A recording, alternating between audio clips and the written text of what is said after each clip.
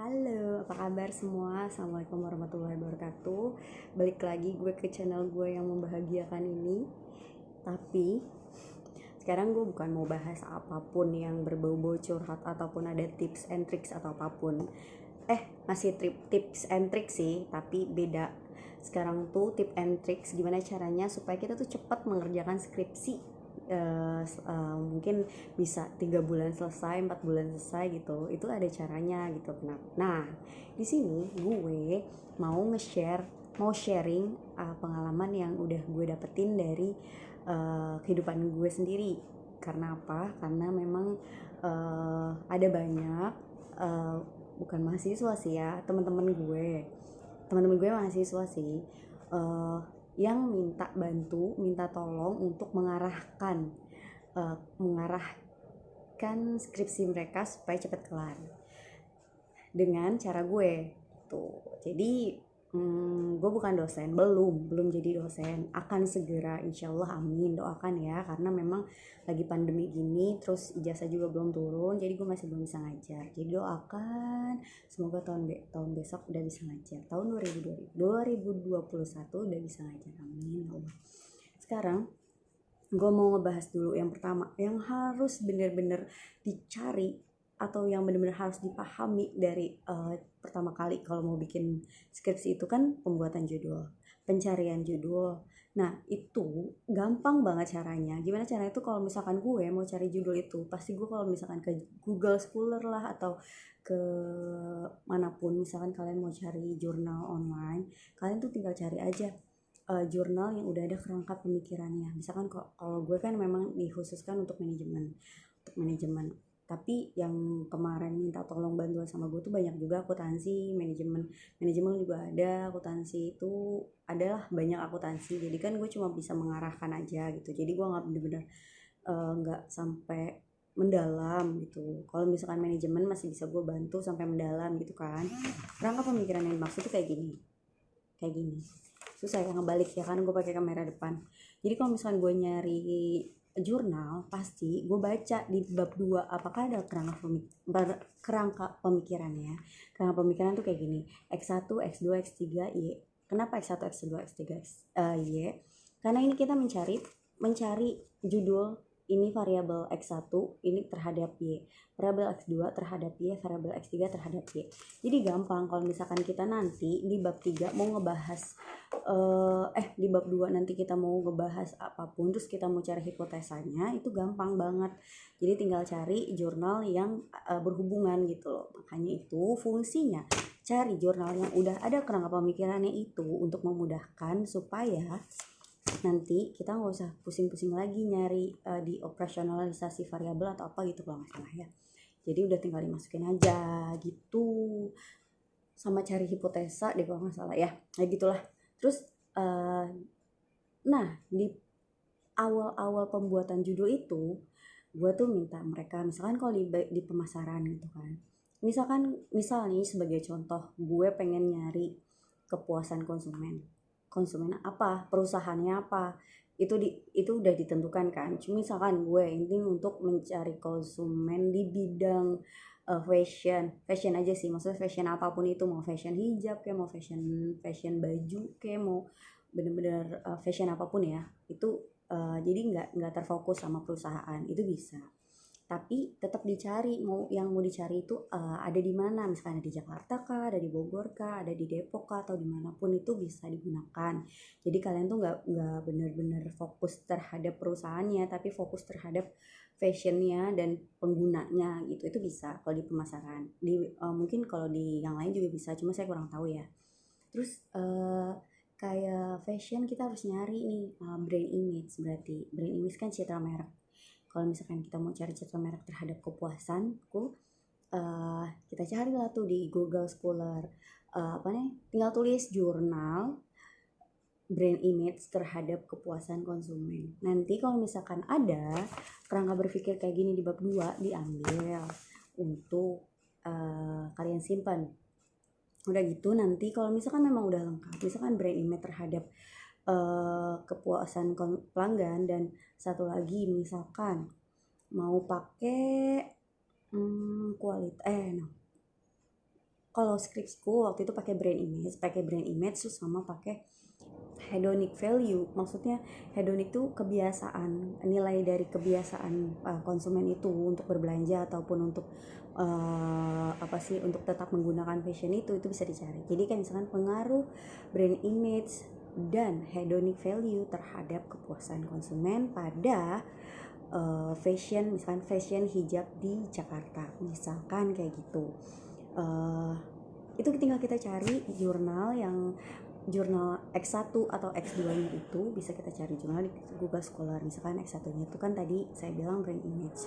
Kalau misalkan memang ada papan tulis lebih gampang ya, nanti mungkin next time saya beli papan tulis untuk kejelasin biar gampang. Jadi cari di Google Scholar, penulisannya itu jurnal penghubung antara brand image dan kepuasan konsumen. Jurnal penghubung terhadap hedonic value terhadap kepuasan konsumen, nanti akan ditemukan lah yang namanya ini kerangka pemikiran ini. Lanjutlah, kalau misalkan memang sudah ada jurnalnya udah ada, jurnal penghubungnya udah ada, valid berarti judul kalian. Tinggal kita cari di bab 1 fenomena apa yang terjadi mengenai fashion hijab. Kalau misalkan saya bisa ngasih saran tuh kan, kita tetap cari di jurnal, kita tetap cari di Google Scholar, apa sih fenomena yang terjadi saat ini tentang penggunaan hijab. Penggunaan hijab tuh biasanya kan sebagai pertama bukan kita tuh penilaiannya itu sebagai manusia perempuan itu memakai hijab itu karena kewajiban. Kita harus cari kewajiban tuh apa. Kalau misalkan memang bisa cari di surat Quran surat berapa, kita cari kalau memang mau. Terus fenomenanya apa, misalkan fenomena tuh latar belakang permasalahan yang bakal kita cari itu kan biasanya perempuan tuh pakai hijab bukan karena kewajiban, kemungkinan kan masih dalam tanda tanya, makanya itu kita cari tahu. Jadi kalau misalnya kita cari jurnal yang mengenai apakah perempuan menggunakan hijab hanya sebagai fashion atau memang sebagai kewajiban, itu bisa menjadi latar belakang. Jadi bisa jadi fenomena permasalahannya, bisa jadi fenomena yang bakal kita cari nanti. Terus tentang kebiasaan berbelanja hijab, hedon tuh kan kebiasaan. Hedonic value itu jadi nilai kebiasaan. Apakah kebiasaan mereka untuk menggunakan hijab itu adalah sebagai tuntutan mereka sebagai wanita muslim atau memang hanya sekedar fashion aja, itu bisa jadi permasalahan. Nah itu bisa memudahkan kalian buat cari yang namanya indikasi masalahnya di bab 1. Nah itu tuh pasti akan memudahkan kalian untuk mencari identifikasi masalahnya, apa yang akan dibahas, apakah nanti yang akan kalian teliti gitu. Identifikasi masalah itu nanti kan bakalan nyambung ke bab 5. Kenapa di bab 5? Karena kan nanti kita harus ada yang namanya kesimpulan dan saran. Dari kesimpulan yang permasalahan yang ada, kita memberikan kesimpulan apa? Kita memberikan saran apa? Saran terhadap pengguna hijab juga, konsumennya untuk berbelanja itu tuh kita memberikan saran. Sebenarnya tuh apa sih yang menjadi tolak ukur mereka supaya merasa puas gitu loh memakai hijab, atau merasa puas gitu loh berbelanja, atau merasa puas menggunakan brand tertentu. Itu kita bisa memberikan saran, kita bisa memberikan masukan, kesimpulan dan segala macam di situ. Nah itu dia fungsinya kita mencari kerangka pemikiran di awal, karena supaya kita tuh tahu, kita tuh istilah tuh pikiran kita tuh terkonsep mau ke arah manakah skripsi ini dibuat, tujuannya mau kemana. Terus udah tahu nih apa yang akan dibahas sama apa yang akan nanti disimpulkan. Nah untuk olah data tuh bisa lah istilah katanya tuh sambil berjalan. Tapi kan yang benar-benar kita harus cari tahu, yang benar-benar kita harus tekankan di sini tuh permasalahan apa sih yang akan kita bahas gitu di skripsi kita gitu loh. Oke. Untuk untuk mengenai kerangka pemikiran dan judul sampai sini dulu. Mungkin nanti kalau misalkan ada waktu atau ada rezeki, gue beli papan tulis untuk menjelasin sih ya, biar lebih jelas sama biar lebih paham aja gitu loh. Gimana cara carinya, gimana cara mengkonsep gitu kan, memudahkan. Nah jadi ntar gue kasih tahu ya, alhamdulillah gitu, gue ngebantuin teman-teman gue nggak bayar nggak bayar, karena menurut gue ngelakuin itu supaya kita tuh sama-sama belajar gitu, kita sama-sama menggali ilmu gitu kan. Bukan berarti minta tolong sama gue tapi gue so tau, enggak. Kalau misalkan memang kita bisa bertukar pikiran tentang apa yang mau dicari, apa yang mau diambil tuh nggak apa-apa, nggak masalah. Jadi gue lebih suka sama kalau orang yang mau minta tolong sama gue tapi kita tetap, istilah kata tuh, kita bertukar pikiran lah, maunya ke arah mana, maunya kita bahas apa gitu. Jadi bener-bener jelas gitu kan, jadi bener-bener nggak ada kayak menurut gue kayak gini, menurut lo kayak gitu. Jadi kita sama-sama berpikir, kita bertukar pikiran gitu kan mengenai tugas akhir ini. Karena kan kalau tugas akhir itu kita benar-benar harus memikirkan konsep yang ada gitu loh.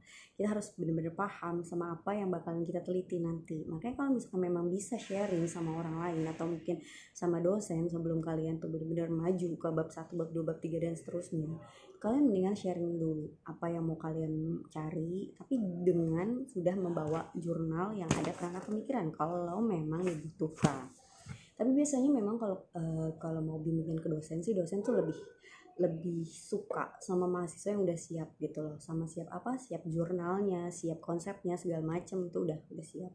Jadi kalau misalkan kalian mau bimbingan nih, mau menentukan judul, kalian kasih aja kerangka pemikirannya kalian, ini yang bakalan saya bahas Pak, ini kesini yang bakalan saya bahas. Jurnalnya udah ada, kerangka pemikiran atau penelitian terdahulunya sudah ada, itu lebih oke.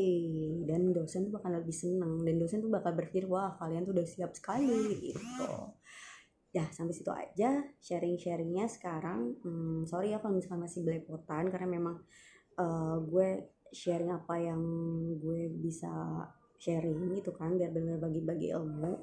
Yang gue senengnya tuh teman-teman gue yang bener-bener sharing sama gue tuh sekarang udah di tahap bab 3, bab 4, bab 5 gitu. Jadi kan gue kayak ngerasa wah alhamdulillah gitu loh, apa yang gue sampaikan ke mereka ternyata bermanfaat gitu kan. Jadi kalau misalnya memang ada yang mau sharing mengenai skripsi ke gue, nggak apa-apa, boleh hubungi gue aja via Instagram dulu, nanti gue hubungi kalian. Oke, terima kasih semuanya atas perhatiannya. Assalamualaikum warahmatullahi wabarakatuh. Dadah.